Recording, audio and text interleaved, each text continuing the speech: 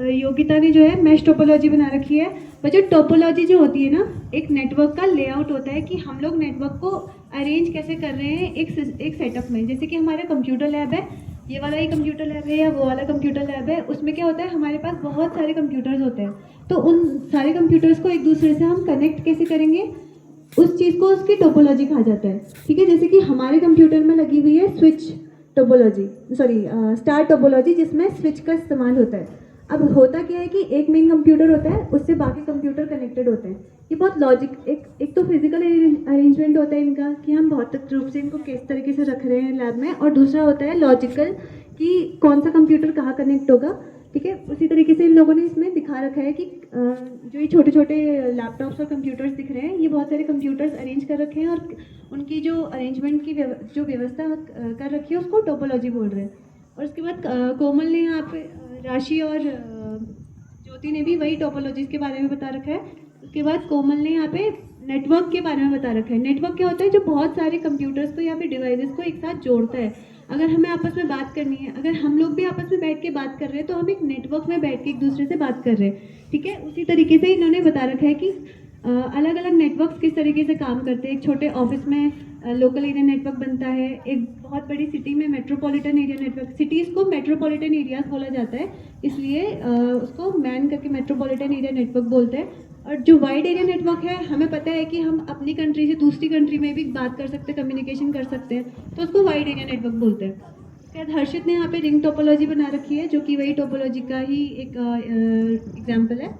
उसके बाद इन दोनों ने यहाँ पे कीबोर्ड बता रखा है। बहुत सारे बच्चों को कीबोर्ड कंप्यूटर चलाना तो आता है, पर कीबोर्ड की कीज ही पता नहीं होती है कि किस की का क्या काम होता है। उसके बाद रघुवीर ने एक बहुत अच्छा एक इनोवेटिव सा शॉर्टकट कीज कमांड का एक मॉडल बना रखा है, जो कि लर्निंग प्रोसेस के लिए बहुत अच्छा है। बहुत सारे बच्चों को शॉर्टकट कीज वैसे यूज़ इसलिए होती हैं कि ताकि हम लोग बहुत कम समय में अपना काम फटाफट कर लें। तो इसलिए रघुवीर ने देखो बहुत इंटरेस्टिंग सा मॉडल बना रखा है। जो भी शॉर्टकट कीज उसने बना रखी है, उसके अपोजिट साइड पे उसने उसका काम लिख रखा है, तो वो बीप कर रहा है जहाँ पे वो सही है, तो ऐसे हम लर्न कर सकते हैं उसको।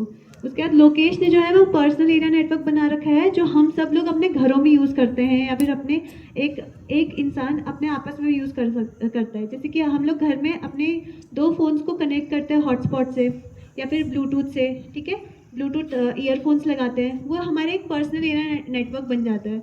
उसके बाद अंजलि और तानिया ने यहाँ पे इनपुट आउटपुट डिवाइसेस बना रखे हैं। तो इन सब बच्चों के लिए एक बार जोरदार तालियां बता दो, इन लोगों ने बहुत मेहनत करी है। ठीक है,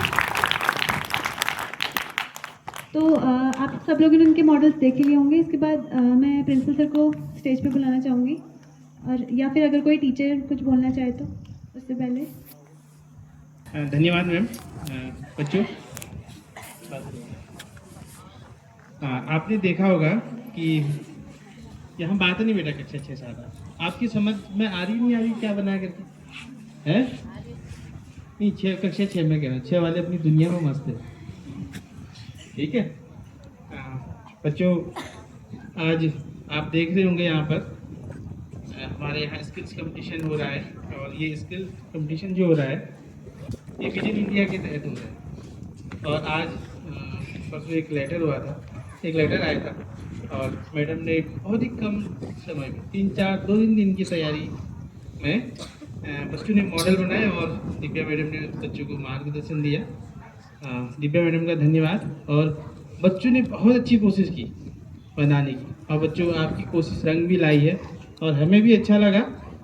और आपने जो समझाया अच्छा लगा, लेकिन कुछ लोग घबरा रहे हो बच्चों, आपको ऐसा नहीं करना है।